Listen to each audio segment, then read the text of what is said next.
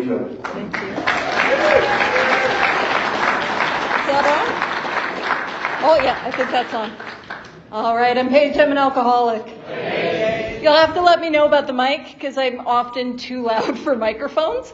So if it's too loud or too quiet, just yell at me. You don't even have to be nice about it. But I'm Paige. I'm an alcoholic. And I'm so incredibly grateful to be here with you guys today. Like truly, truly, truly, it is a privilege beyond my wildest dreams to be of service to Alcoholics Anonymous. And I want to thank Chris and I want to thank the whole committee who put this roundup together. It's just been yeah, absolutely. Let's give them a round of hand. Yeah. And it takes a lot of work to put put a roundup together. The joke I was going to make is like a lot of work and a whole lot of inventory. Am I right?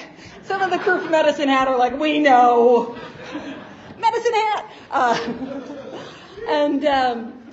I was just thrilled when I found out the theme of this roundup is rocketed into the fourth dimension. And it's especially a privilege for me to be in Lethbridge, Alberta. Because when I was here many years ago, it was a very, very different time of my life. And I'm just going to share about that as we go on. And how I'm going to share my experience, strength, and hope. It's going to be something that's maybe a little different than what you're used to. I'm going to share my experience, strength, and hope through a format that's known as a big book bounce around, where we're going to bounce around the book from place to place, a little all over the place. It'll be chaotic. And if you didn't bring your book to class, don't worry. We know we at least handed out one, so somebody's got one to share.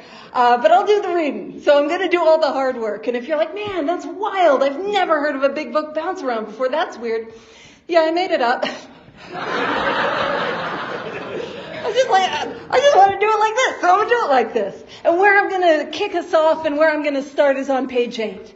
And we're in Bill's story, and we're at that transition place in Bill's story where he goes from the hopelessness and despair of step 1 with the glimpse of hope that is to be his spiritual awakening. He goes on page 8 to say, I was soon to be catapulted in what I like to call the fourth dimension of existence.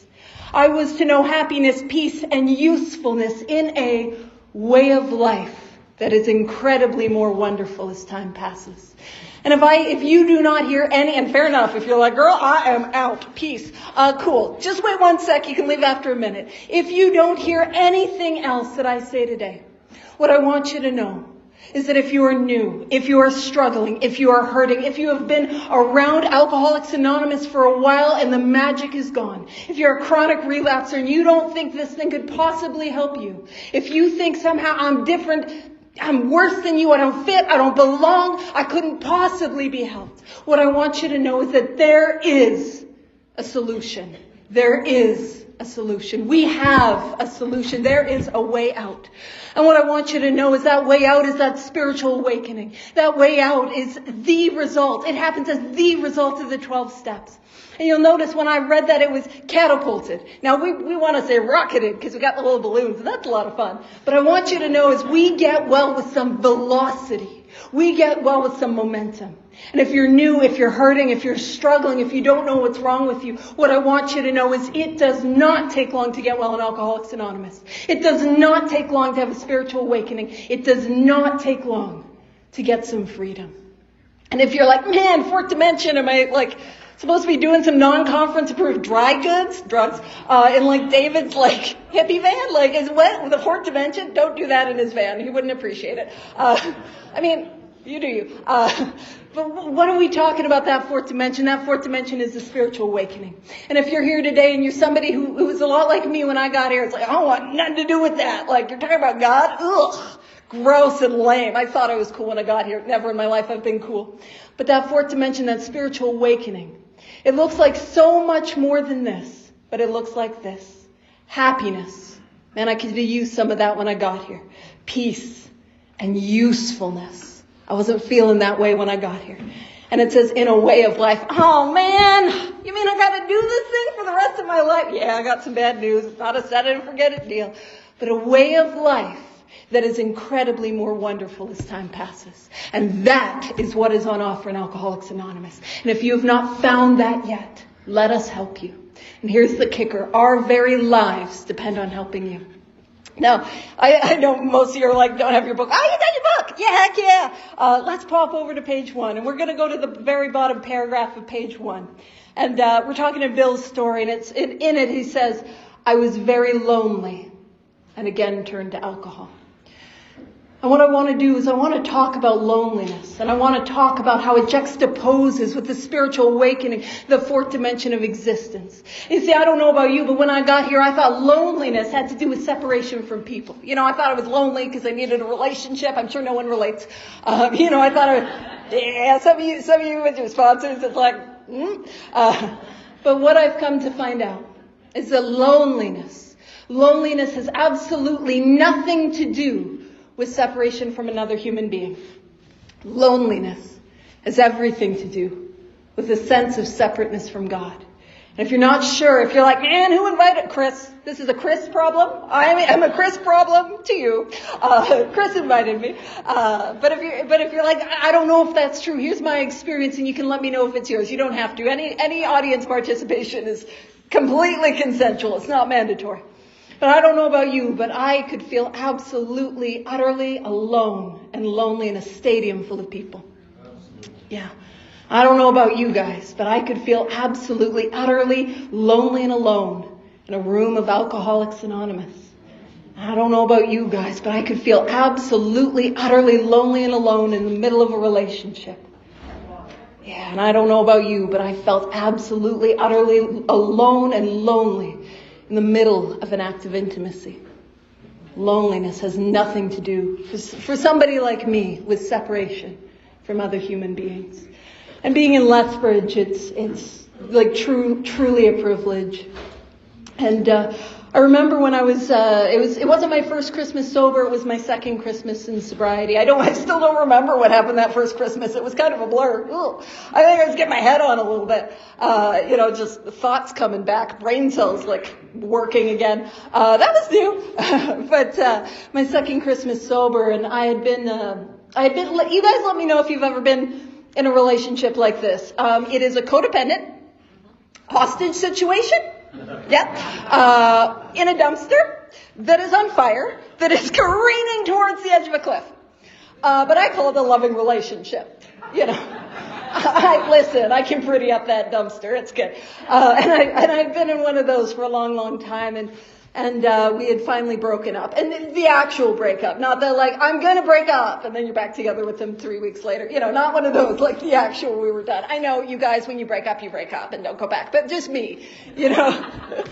And I was going through that breakup, and it was Christmas, and I didn't have my family back in my life. And when I say I didn't have my family back in my life, I want to be very clear. I did not have my family back in my life as the direct result of the harms that I caused my family in my act of alcoholism. I did not have my family back in my life, and that was absolutely fair. And I spent my Christmas sitting in a marathon meeting of Alcoholics Anonymous, and there was an older gentleman that came. And he was more eloquent and well-spoken than I will ever be. And he talked about the difference between being alone and feeling lonely. And he described loneliness as the soul not knowing where it belongs. And he described being alone as that look in somebody's eyes. That whatever happens to you, good, bad, you live, you died, they don't care. And in that moment, I remembered being in Lethbridge, Alberta. Now, it's not a critique of Lethbridge, it's a critique of how I lived my life. But I was living in Lethbridge, Alberta. And where my alcoholism took me, it was a crack house. It was a crack house literally 10 minutes from here. And in that crack house, you know, like my alcoholism had me. And I did that thing that we do where we cross lines that we said we would never cross. And I did things I never wanted to do, and I hurt people in ways I never wanted to hurt people. And my life became one that was absolutely unrecognizable to somebody like me. And I hated who I was, and I saw no way out. There was no way out for somebody like me. And it was a 10-minute drive from here. I had one of the most serious suicide attempts I ever had in my life. And it was actually 2 in a night, because I'm going to go all the way. But probably the most serious suicide attempt I ever had in my life. And my boyfriend at the time, again, loving relationship, but the boyfriend at the time, he came and he found me. And he left. And he left to go continue what he was doing, drinking and using drugs. And I don't say that to throw him under the bus, because the reality is when the allergy is on me, the allergy is on me. See, there's nothing more important for somebody like me than that next drink. There's nothing more important, and I don't fault him. But it's a reminder for somebody like me that my life is not my own. I should not be here. I should have died spring of 2007. 10 minutes away. I should not be here. And yet I'm here based on a grace that is not mine. And that's the story of so many of us here in Alcoholics Anonymous. It is by seconds and inches. It is by seconds and inches that I am alive today. It is by seconds and inches that I'm sober today. And it is so easy for somebody like me to forget the grace that I have been given. I am sober and alive and I didn't deserve it. I am sober and alive and I didn't earn it. And I mean that. Now that doesn't mean I didn't have to take some actions I didn't want to take. That doesn't mean I had to, and I do. I work incredibly hard at these 12 steps as a way of life. But this is a gift. I didn't earn it. I didn't deserve it. I didn't become worthy of it. It was given to me. I didn't get to choose my sobriety date. I chose it time and time again. Maybe you guys are different, but I said I'm never drinking again, and I said it with everything in me. Time and time and time again, and I don't know about you, but I drink again and again and again. Now let's pop over, because I like doing my bounce arounds. Let's pop over to the chapter, Vision for You, chapter 11, page 151. Let me know if this is your experience. It says for most normal folks, drinking means conviviality, companionship, and colorful imagination. It means release from care, boredom, and worry. It is joyous intimacy with friends and a feeling that life is good. I don't know about you. That wasn't quite my experience. I think there's some normal folk. Listen, I think there are some normal folk. And do you know what they do? They have a beer and watch the hockey game. Or here's what they do. I don't relate to this at all. They're like, sweetie, honey, Pookie Pie. I don't really know how pet names work. But sweetie, I'm going to go to the bar. I'm going to have 3 drinks. I'll be home by 9. And do you know what they do? Some of the Al-Anons have a clue. But do you know what they do? They go to the bar. And they have 3 drinks. And they're home by 9. And their pants are dry. And they've got both their shoes. And they're with the person they're supposed to be with. I don't relate to that. That's what normal folks. But you see, that's not my experience with alcohol. I didn't really have that conviviality, companionship. You know what I had with alcohol? Here's what I was directed and pointed at. It was this. See, I take a drink and there's something that happens to me. It is, you guys know. It is ease. It is release. It is relief. It is my skin finally fits. The screaming that's coming from the depth of my soul. I hope you don't. But that screaming, it finally settles down and I am okay. I don't know about you, but I am a relief-seeking missile. And nothing less than that ease and comfort will do for somebody like me. It goes on to say, but not so with us in those last days of heavy drinking. The old pleasures were gone. They were but memories. Never could we recapture the great moments of the past. There was an insistent yearning to enjoy life as we once did, and a heartbreaking obsession that some new miracle of control when it would enable us to do it. There was always one more attempt and one more failure. You see, if the only thing that was weird about my drinking was that I took a drink and I found a solution to life, I wouldn't be here. Do you know what I mean? I would be out there being like, wee, that's great. I feel great. But you see, there's something else that happens to me that once I start to drink, it's like a little switch that goes off in the back of my head. And it tells me more. And you see, the more that I drink, the louder that more gets. See, I take a drink and I need a second, and that second insists on 4, and that 4 will not relent until I've had 8, and it is screaming at me until I've had 16, and so on and so forth. See, I don't know, that's just how I drink. You know what's interesting about that? That didn't happen to me with any other beverage. I was telling some people my stomach stopped handling coffee like a year ago, maybe 2 years. I want you to know, feel bad for me, because that sucks. Tea is not the same. Ugh. So I start my mornings, I start with prayer, I start with meditation, and I start with a cup of Earl Grey tea. And not once in my life have I ever gone on an Earl Grey tea bender. Never. Never. I've never slammed back the Earl Grey tea, slammed back another and another and another. I've never drank all the tea in the house and ripped open a bag of chamomile and snorted it, because it's got to be the same. I just have one, maybe two, And you see, what happens is I approach drinking and I try to just have that ease and comfort. But I always have those consequences. Because more often than not, I take that drink, that allergy takes me, and I need more. And I'm thinking, my problem must have been drinking with, very literally, I thought my problem was drinking with Calgarians, but I was in Lethbridge, How could it go wrong? Turns out alcoholism is all over Alberta. Turns out it's all over me. And you see, like I was saying, I cross these lines in the sand. I do things I never want to do. I hurt people in ways I never want to hurt people. And there's something that happens to me where I come to the morning after and I say I never want to do it again. We're going to talk about that. We're going to talk about that. My real problem as an alcoholic is my desire to stay sober has absolutely no effect. And it says the less people tolerated us, the more we withdrew from society, from life itself, as we became subjects of capital K, capital A, King Alcohol, shivering denizens of his mad realm, the chilling vapor that is loneliness settled down. It thickened, ever becoming blacker. And see, how does alcohol become the mad king in my life? See, I take a drink and I'm compelled to take another and another and another. But more than that, I come to and I hate myself. I hate my life. And I don't ever want to do it again. And I don't know about you. I tried to put things between me and that first drink. I didn't try everything, but everything that I tried failed. King Alcohol would force me to take a drink against anyone here ever drink against their will? Come to the morning after, I never want to do it again that evening. I got a drink in hand and I am baffled at how I did that. King Alcohol is taking me places I don't want to go, causing me to hurt people I don't want to hurt. And it's a mad king. I didn't watch all of Game of Thrones, but I watched enough of it to know I'm mad king. Alcohol does not have my best interest at heart, And I continue to go back to it. And it says some of us sought out sordid places hoping to find understanding, companionship, and approval. Momentarily we did.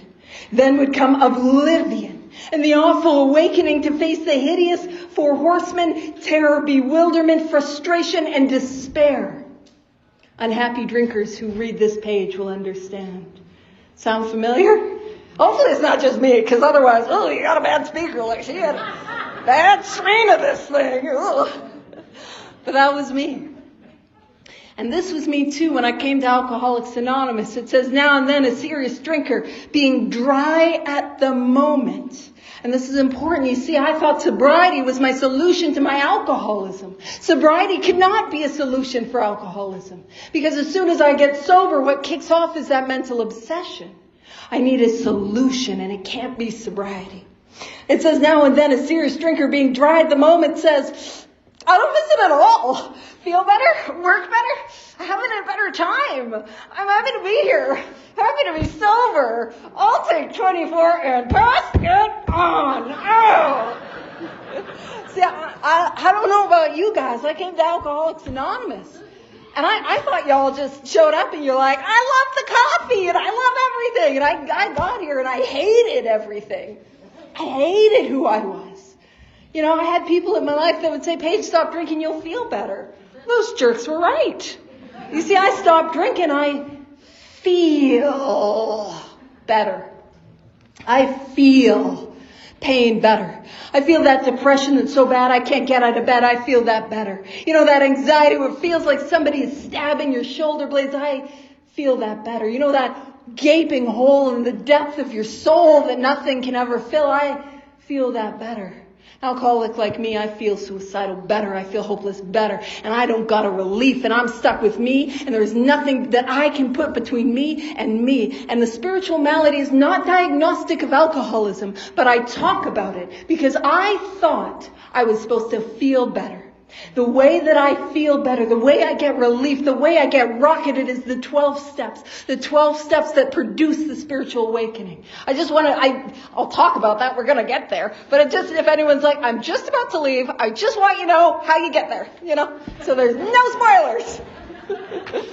So, as ex-problem drinkers, we smile at such a Sally. A Sally's like a joke. But a Sally in the 1930s was also a sudden rushing forth of troops. And what were the troops that I would try to put between me and that first drink? Well, I tried that relationship. I tried getting out of that relationship. I tried to get back in that relationship. And then you just see what happened. In and out, in and out, in and out. Now listen, I'm codependent like a good one. Like, listen, he's got the problem. Let me fix him. I'll stay sober off working on him.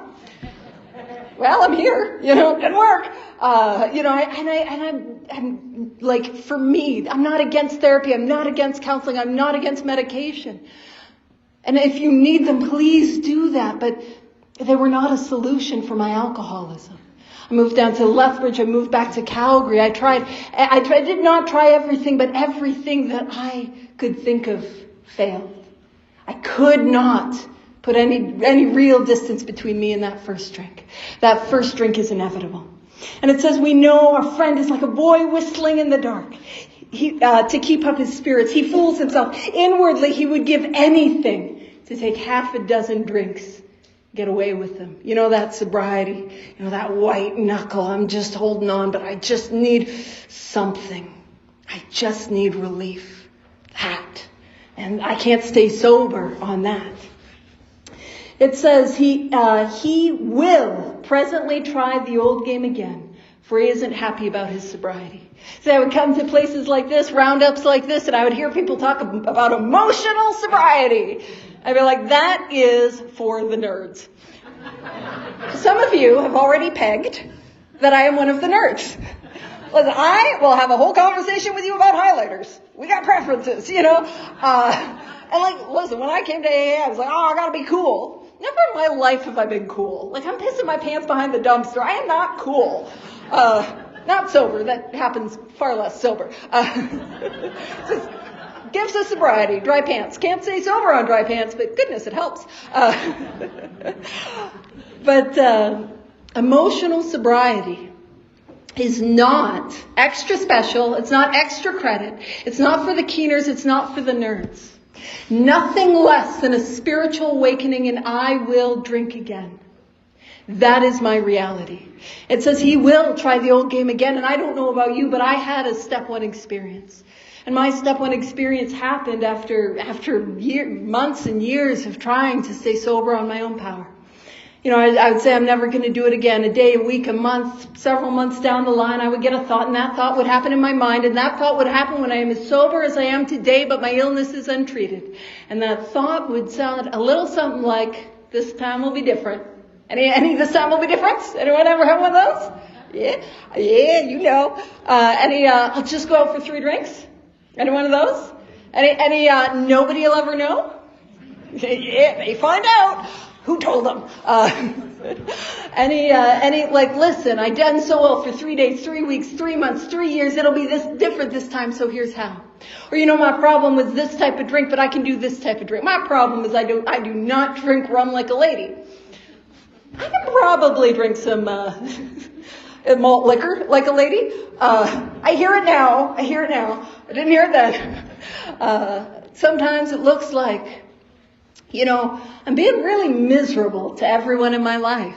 Why don't I take a drink or two? I'll take the edge off. I'll be nicer to everyone. My relapse becomes a public service. You're welcome. Does my goodness know no ends.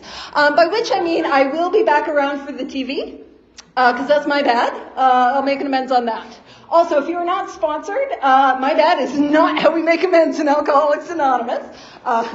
But sometimes that mental obsession, it looks a little something like, man, if you're feeling the way that I was feeling, if you're going through what I was going through, if you're experiencing this pain, you drink too. It looks like I'm going to kill myself anyway, so I don't want to get drunk. You know what I mean? It looks like F it. F this, F that, F my sponsor, F this book, F this whole sobriety thing, F it. I'm going to get drunk. You see, what happens for me a day, a week, a month, I have no effective mental defense. And what happens for somebody like me is a relapse. I come to find out my step one experience is not that I will never drink again. My step one experience is a promise. And my step one experience is a promise that I will drink again if my illness is untreated. That's what step one was for me. And I had that step one experience, that realization that there was nothing that I could do to put between me and the first drink. I would drink again. And it goes on to say, he will presently try the old game again, for he isn't happy about his sobriety. He cannot picture life without alcohol. Someday he will be unable to imagine life either with alcohol or without it. Then he will know loneliness, such as few do. He will be at the jumping off place. He will wish for the end. And only in Alcoholics Anonymous, hopelessness is a good place to be. You see, I've got to get to that place of hopelessness. I've got to get to that place where I come to the end of myself. That place where I don't have any more plans. I don't have any more designs. I got nothing else that I can do. And I'm willing to take some actions that I didn't want to take. I'm willing to take some actions that weren't appealing to somebody like me. I'm willing to do this work. And it's only at the end of myself that I'm willing to dive in. I know not everyone's got their book, but let's bounce over to page 58. It's in the chapter How It Works. And some of you guys are like, oh, that's familiar. We read that a lot. We'll go actually 59. Yeah, we read it at every meeting. Doesn't it sound like Charlie Brown's teachers? You're like, I could have snuck in a cigarette for this, you know? But let's go to page 59. It says, half measures availed us nothing, which is rude. Because I think I should at least get, I'm not saying I should get half for half, but I think I should get a little quarter for half. You know what I'm saying? And half measures avail us nothing means that nothing less than these 12 steps is a way of life, and I will drink again. That is what that means. And it said we stood at the turning point. And what we're pointing to is that third step decision. That third step decision is a decision to work these 12 steps as a way of life, like my life depends on it. I found out in step one it does. That is that third step decision. And I am at the precipice of my life. And you see, what happens for somebody like me is imagine that I'm in the jungle. David spent a lot of time in Bali, and I know you're in Thailand. I don't know if there's tigers in those places. I didn't look that up ahead of time, so you can be like, there are not tigers, Paige. But imagine we're in the jungle. And I got this tiger that's bearing down on me, and that tiger is my alcoholism. Now I want to point something out. That tiger is not the second drink, it's not the third drink, it's not that fourth drink. That tiger is the mental obsession which compels me to take that first drink. That is that tiger, and it's driving me. I'm running, not literally, it's a metaphor, but I'm running after this thing, and it's coming, it's getting me, and it's getting me, and it's getting me. And I come to the edge of a cliff. And I look down, and I can't see anything. It's covered in fog. But I hear some voices on the other side that say, jump, jump, it's safe over here. Jump. And the tiger's bearing down on me. And if I have that understanding as step one, that makes the third step decision a lot easier. What I've got to do is take that leap of faith. That's what the 12 steps are. When I get here, the steps on the wall, I don't know about you, but they did not look appealing. I could see why y'all could use them. You know what I mean? I'm like, yeah, you guys could do some inventory, but couldn't possibly help somebody like me. I'm so different, just like all of us. And so it says, we asked. And any time in this book it says we asked, there's a prayer. Talk about we read that at every meeting. Do y'all know there's a prayer and how it works? Yeah. We asked his protection and care with complete abandon. So what do I need to do? That tiger's barreling in. I don't know what'll happen if I don't know what awaits me on the other side. But what do I got to do? I got to take that leap of faith. I've got to dive in. And what I'm going to dive into is this work. I'm going to dive into the fourth step. I'm going to begin to take some inventory. And you know, the purpose of step 4, it's not to beat myself up. The purpose of step 4 is to clearly see the things inside of me that are blocking me from this power. That is the purpose of step 4. I wasn't going to tell, well, maybe that's the alarm to tell me to tell the story or not to tell the story. We'll find out. I wasn't going to tell my hoarder's house metaphor, but I feel called. Should I hoarder's house? Yeah, hoarder's house. I'll take requests. And my requests are going to be weird. It's like, talk about birds. Don't stop me. Some of you know. So I got this belief. I got this belief that in the very depth of my soul, that there's a house. And I want you to know, if you're picking up what I'm throwing down. Now again, all my metaphors are consensual. You can say, no, I do not want this metaphor. So I'm not talking about you if you don't want it. But I want you to know what I believe is in the very depth of your soul. There's a house. And what I want you to know is that your house is good. Your house is wonderful.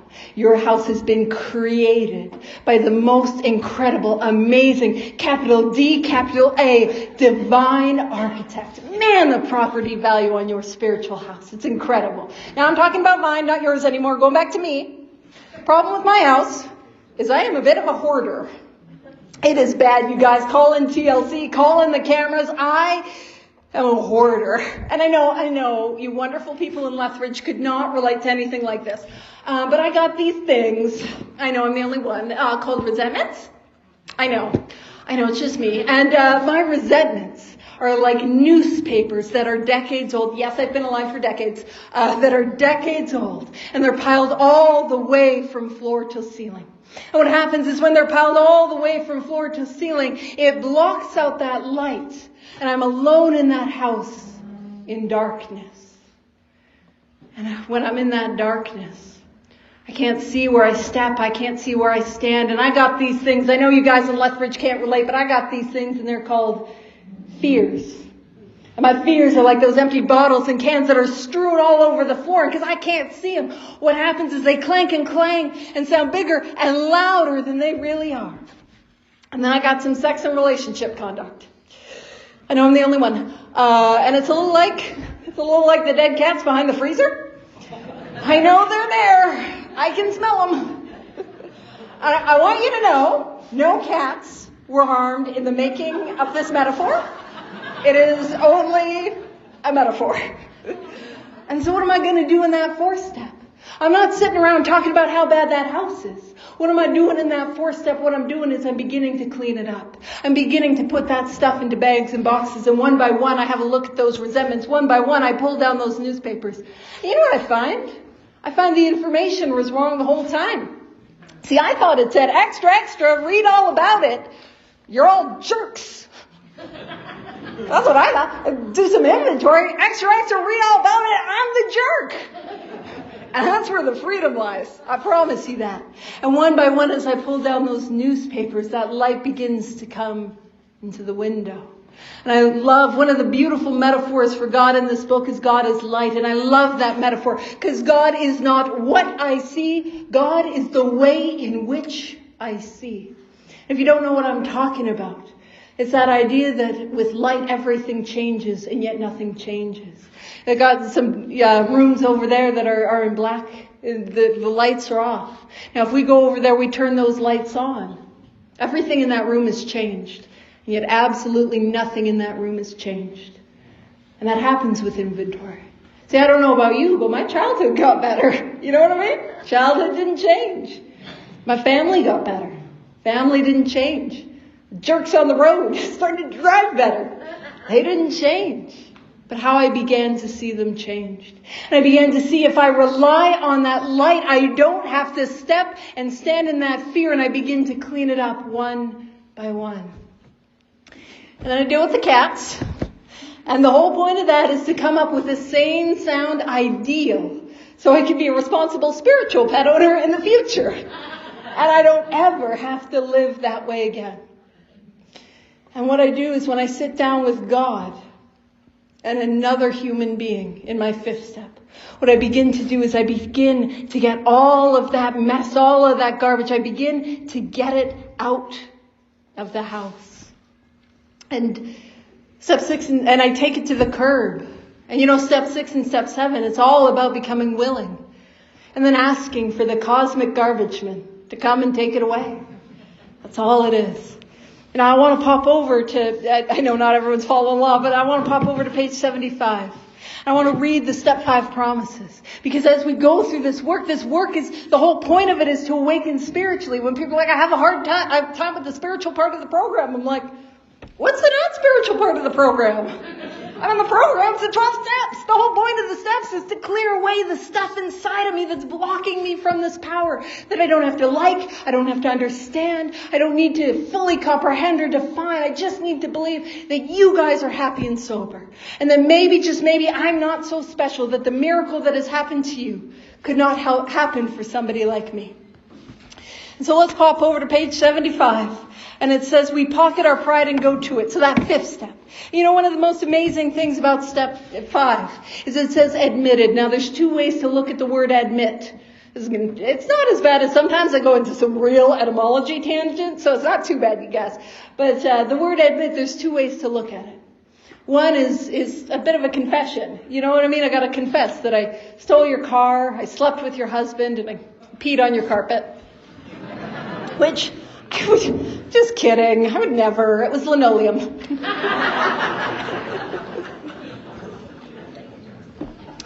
But another way to look at the word admit is to be let in. You see, if you get a ticket to the Roundup, what does it say on it? It says admit 1. And in that 5th step, what am I doing? I'm letting in another human being. And I'm letting in God's light to those dark parts of myself. And it says we pocket our pride and go to it, illuminating every twist of character, every dark cranny of the past. Once we have taken this step, withholding nothing, we are delighted. Anyone ever think the result of step 5 would be delighted? I didn't. Absolutely not. I had to look at that 5th step. I'm like, I'm not doing that. So I spent some time stalling on a 4, like we do, And what I want you to know is that is my experience. I don't just stop at 1. I continue to grow in this work, in this way of life. It's not a set it and forget it program. And I have done many 5th steps. I have received many 5th steps. Actually, this is a bit of a tangent. I've done 2 5th steps with nuns. I bored them both. Bored. Nuns. You know what I mean? I kind of think I'm a bit of a badass. I'm not, clearly. I'm like, I got some stuff. I got some, dark stuff. And they're like, bored. Rude. A little bit of gravitas with that. You know what I'm saying? Come on. But what I want you to know, bored nuns and all, is that I have truly never, and I do mean never, regretted a spiritual action taken in Alcoholics Anonymous. Never regretted it. And that has been the result, is delighted. So once we have taken this step, withholding nothing, we are delighted. We can look the world in the eye. And why can I look the world in the eye? I begin to realize I'm not alone. I begin to realize I'm not different from you. I begin to realize I'm not separate from you. I begin to awaken to true humility. I'm no better than you. I'm no worse than you. And for somebody like me, I'm dependent upon God. I don't know about you, but when I got here, I was not looking the world in the eye. I was intimately acquainted with the square floor that was in front of me. I'm not going to look at you because you might talk to me. Ugh. And if you start talking to me, you might be asking me a question that I don't have the answer to. Like, how's it going? Just baffled by those, But I can now begin to look the world in the eye. We can be alone at perfect peace and ease. See, loneliness has nothing to do with physical separation between me and another human being. It has everything to do with this sense of spiritual separation from God. See, I'm beginning to have the spiritual awakening as I begin to clear away the stuff inside of me that's blocking me from this power. Step 5, I can now be alone and not lonely. That's powerful. It says our fears fall from us. Fall from us. And the power in my fears falling from me. It means I didn't do it. Doesn't mean I didn't do it. I didn't overcome a fear in my life. I didn't work on a single defect of character I've ever, well, I've tried, let me be real. But I, on my own power, have not gotten any freedom from any defect on my own power. And who I am today is not who I was when I got here. I have a friend, I was speaking with her a couple years ago, and she said, Paige, when I first met you, and when she first met me, I was 2, maybe 3 years sober. So not brand new. But when she first met me, or she said when she first met me, that I was the most negative and self-deprecating person that she had ever met. The takeaway from that is I win! I'm number 1! But that's not who I am. See, I don't know about you, but I've never done. Anyone ever get a real hold of their anger? You know? Listen. I am going to work really hard and get a hold of my control issues. I have an agenda and everything. And listen, I'm gonna deal with the procrastination. I'll do that later. And you know what? I'm gonna really overcome that self-seeking need for approval. But if y'all could just tell me I'm doing a good job, that'd be great. You know what I mean? Never in my life. It is God that does it for me. The fears fall from me. And when it falls, you know what I come to realize is I didn't do it. And so in so many areas of life, it's climbing this ladder of success. You know, get that promotion, get that money, get that relationship, the job, the car, the kids, whatever. Climbing this ladder of success. That's not what Alcoholics Anonymous is. It is an outpouring of more and more of myself to the unconditional nature that is God's love. See, I come to Alcoholics Anonymous and I come to realize there is nothing and absolutely nothing that I can do on my own power about the mental obsession. And I come and have a look at step 2 and we begin to talk about those bedevilments, what it is like for me to live sober. And those are my human problems and I can't do anything about those on my own power. I begin to look in step 3, selfishness, self-centeredness, that's the root of my troubles. That seems extreme. And I can't overcome self on my own. I have a look at those resentments and I can't overcome them on my own. I have a look at those fears. I can't overcome them on my own. I have a look at that sex conduct. I got an ideal. We can't live up to ideals on our own. I can have moral and philosophical convictions galore. God's got to take me there. And what this is an outpouring of more and more of myself to the unconditional nature that is God's love. Yeah. And what we're talking about too is that idea that if it falls from me, it is not who I am. You see, if my defects of character are that which falls from me, they cannot be me. So who am I? Who I am is held and loved unconditionally in God. Who I am is not my defects. Who I am is not my shortcomings. Who I am is who I am without those things. And it is the truest version of ourselves. It is who I always wanted to be but never could. That is who we are. It says we begin to feel the nearness of our Creator. See, God is no longer this over there idea. God begins to become a relationship. The nearness. It's not and it can be if you like, but it's not this guy in the sky over there. It is a God that is here, that is with me, that is within me, that is in this moment. That's what we're talking about. The nearness of our Creator. I can never be separate from God. And I can never be separate from you. We may have had certain spiritual beliefs, and that's good news because beliefs can't keep me sober, which is good. It's good that beliefs can't keep me sober because I had some not great ones. I had some ones about how God hated me. It was punishing me. What keeps me sober is the actions that allow God to work in my life. So we may have had certain spiritual beliefs, but now we begin to have a spiritual experience and see again nothing less than a spiritual experience. And I will drink again. And I'm beginning to have that spiritual experience. The feeling that the drink problem has disappeared will often come strongly. We feel we are now on the broad highway, capital B, capital H, walking hand in hand with the Spirit of the universe. Again, I am not separate. And you know, we spoke about, we didn't in this big book bounce around, but if we were to read it consecutively, what we would see is that broad highway. If we add step 2, we're just beginning to start on that broad highway. I want to point out it is a broad highway. It is not a broad vacation in Mexico. You know what I mean? It is a highway. It is a journey I have never done. But I'm on this highway. I'm beginning to go on a path that really goes somewhere. Freedom. Our fears fall from us. Now I'm going to pop us over to the chapter 7, Working with Others, page 89, and we're going to kick it off with the first promises. Now there's many promises in that chapter, but page 89. And it says, Working with Others. This chapter is devoted to step 12. You see, what I begin to do is clear away the stuff. I begin to go out and set right my wrongs. I continue to do the actions of 4 through 9 on a daily basis that allow me to live in this new and wonderful world that I did not believe possible, that fourth dimension of existence.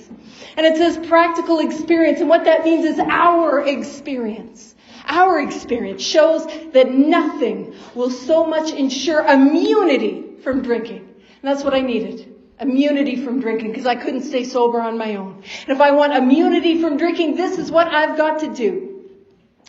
As intensive work with other alcoholics. You know what's annoying about that? That means it's got to be inconvenient.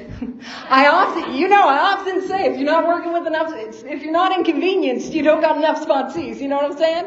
Listen, you can have hobbies. You can windsurf. Is that what hobby people do? Crochet? I don't know. You can hobby. I don't know.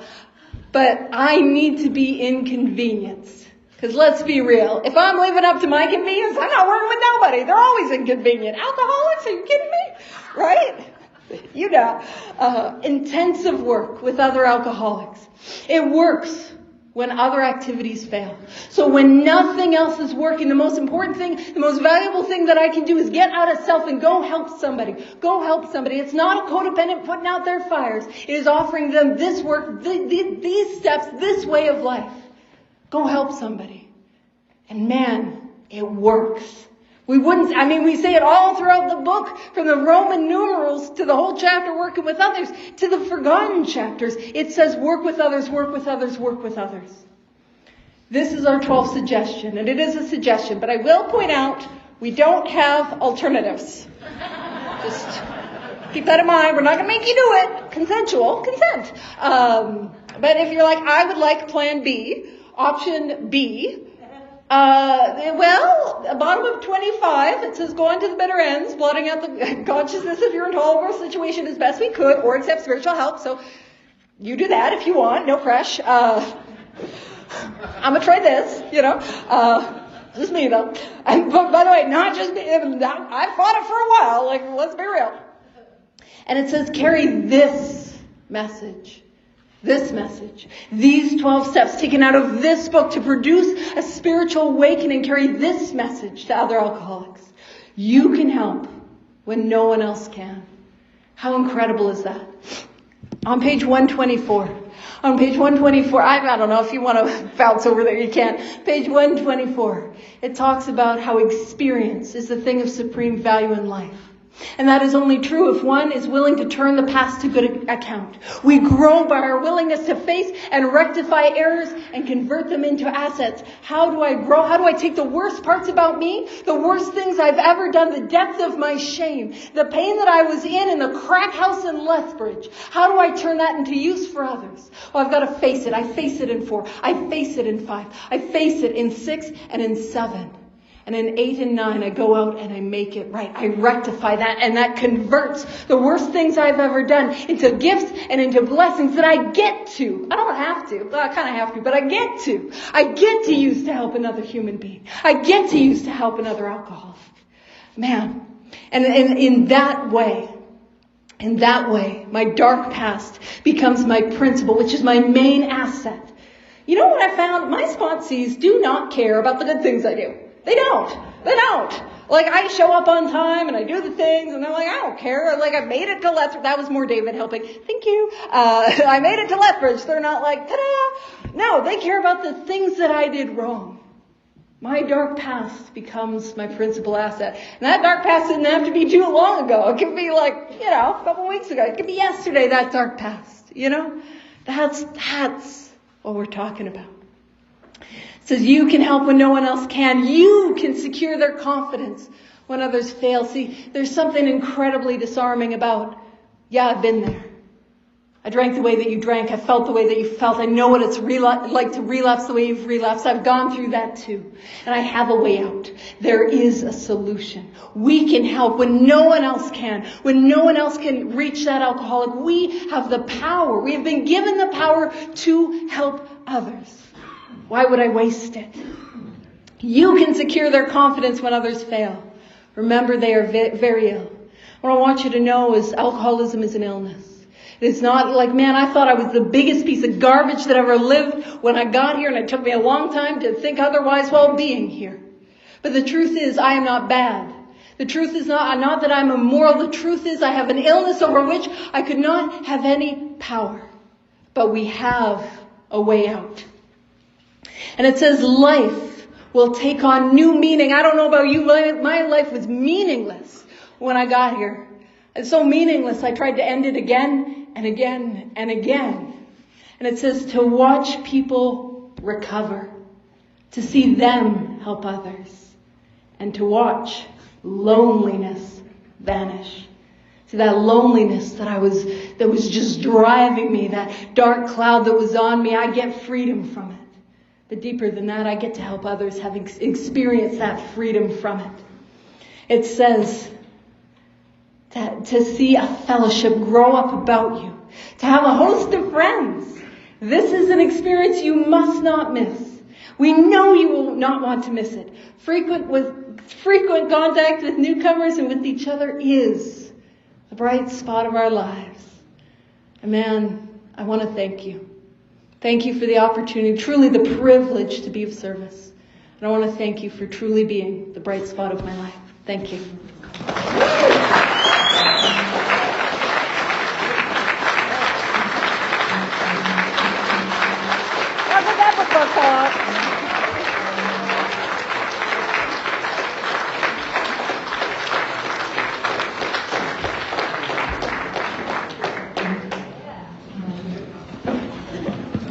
Thank you, Paige. That is YouTube, Paige, and you can visit this talk and the talks from this weekend will get uploaded and shared. Please reach out to the committee or someone on the committee members, and we'll make sure that everybody knows where they're going to get uploaded to, so they can have a listen. And yeah. Thanks for having me, really. I'm Gail, and I'm an alcoholic. Hey, Gail. Thank you again, Paige, for the experience, strength, and hope. Thank you. And that was fantastic. And Chris, you said YouTube or something? Yeah. Okay, Yeah. I'll be listening. You can get sober on YouTube. Yeah. All right, because I listen to a lot of talks. And from the Southern Roundup Committee, we'd like to present you with this gift, and thanks for coming out and talking for us. Yeah. Thanks for having me.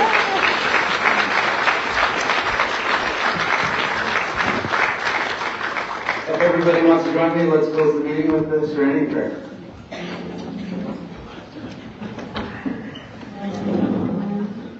God, grant me to accept things I cannot change, courage to change things I can, and wisdom to know the difference. Thank you, everybody. Give yourselves a round of applause. Thank you for everybody that came out. Thank you for all the wonderful